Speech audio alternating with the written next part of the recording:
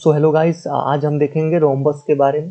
ठीक है, रोम्बस से रिलेटेड जितनी भी प्रॉपर्टीज होती है हम इसी एक वीडियो में सब कुछ कंप्लीट कर लेंगे। ठीक है, तो सबसे पहले रोम्बस को कौन कौन सी ऐसी प्रॉपर्टीज है जो रोम्बस को रोम्बस होने के लिए डिफाइन करती है। ठीक है, तो कोई भी ऐसा quadrilateral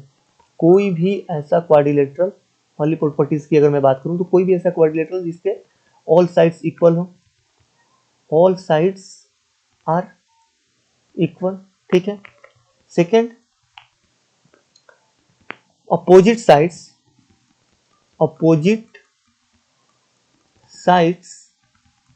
are parallel to each other। ठीक है, are parallel to each other. Third point, जो इसके ऑब्वियस सी बात है कि अगर अपोजिट साइड पैरेलल होंगे तो जो इनके करस्पॉन्डिंग एंगल होंगे उनका सम 180 डिग्री के बराबर होगा। और सारे जब ऐसे मैं लिख सकता हूँ, angle A plus angle B का sum angle B plus angle C के इक्वल होगा, और एंगल सी एंगल डी का sum angle D plus angle A के इक्वल होगा। और ये सारे आपस में बराबर होंगे क्योंकि इनका सम 180 डिग्री के इक्वल होगा। ठीक है, यह है थर्ड प्रॉपर्टी। ठीक है, अगर वर्टिकली अपोजिट एंगल की बात करें, तो वर्टिकली अपोजिट एंगल इसमें आपस में इक्वल होता है। ठीक है, angle A is equal to angle C and angle D is equal to angle B. अब आते हैं इसके डायगोनल्स पे। ठीक है, डायगोनल्स पे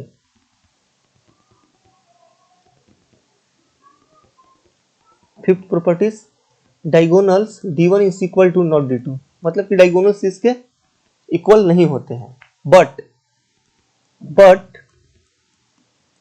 diagonals bisect each other at 90 degree. मतलब कि डायगोनल एक दूसरे को बाइसेक्ट करते हैं, बट ये आपस में बराबर नहीं होते। ठीक है, सेवेंथ प्रॉपर्टी, अगर हम डायगोनल की देखें तो डायगोनल्स बाइसेक्ट वर्टिसेस एंगल। ठीक है, वर्टिसेस एंगल को डायगोनल बाइसेक्ट करते हैं।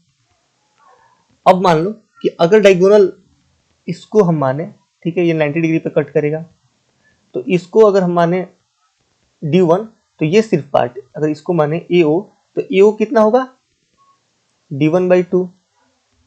उसी प्रकार ये कितना होगा BO d2/2। ठीक है, तो अगर हम देखेंगे ना यहाँ से, तो d1/2 का स्क्वायर और d2/2 का स्क्वायर ये किसके बराबर होगा, ये बराबर होगा, इसमें पाइथागोरस लगेगा। अगर इसको इस साइड को a माने तो a स्क्वायर के बराबर होगा, क्योंकि एंगल AOB में पाइथागोरस लग रहा है। परपेंडिकुलर और बेस का सम हाइपोटेन्यूज के बराबर होगा। तो यहाँ से आएगा d1 square plus d2 square बराबर 4a स्क्वायर। ठीक है, अब वहां पे हम बार बार पाइथागोरस नहीं लगाएंगे, इस पे क्वेश्चंस आते हैं तो डायरेक्ट हम इसमें वैल्यू पुट कर देंगे, इसको याद कर लेना है। ठीक है, अब कुछ और प्रॉपर्टीज जान लेते हैं। अगर मान लो कि ये एंगल, एरिया की बात करें, एरिया की अगर हम बात करें तो ऑब्वियस सी बात है कि इसके अगर डायगोनल्स 90 डिग्री पे कट करेंगे तो दुनिया का कोई भी क्वाड्रिलेटरल जिसके डायगोनल्स 90 डिग्री पे कट करे उसका फॉर्मूला यही होता है, एरिया का 1/2 d1 इंटू d2। ठीक है, उसके बाद इसका एरिया कैसे हम निकाल सकते हैं, अगर यहां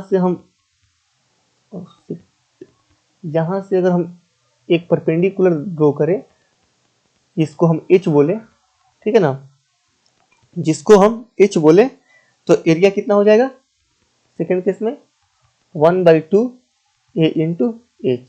ठीक है, ये पहला, ये दूसरा। ठीक है, थर्ड, अगर ये एंगल सारे साइड अपन में अगर इस एंगल को थीटा माने तो इसका एरिया हम ऐसे भी लिख सकते हैं a स्क्वायर साइन थीटा। ठीक है, तो इन तरीके से हम क्या चीज निकाल सकते हैं, एरिया निकाल सकते हैं। और ये जो डायगोनल्स के इंटरसेक्ट होने से जो 4 ट्रायंगल्स फॉर्म होंगे रोम्बस के अंदर। इन सबका रेशियो जो होगा ना, सबका रेशियो आपस में इक्वल होगा। इनके सबके एरिया का रेशियो जो होगा ना, एरिया का रेशियो सबका आपस में इक्वल होगा, ठीक है।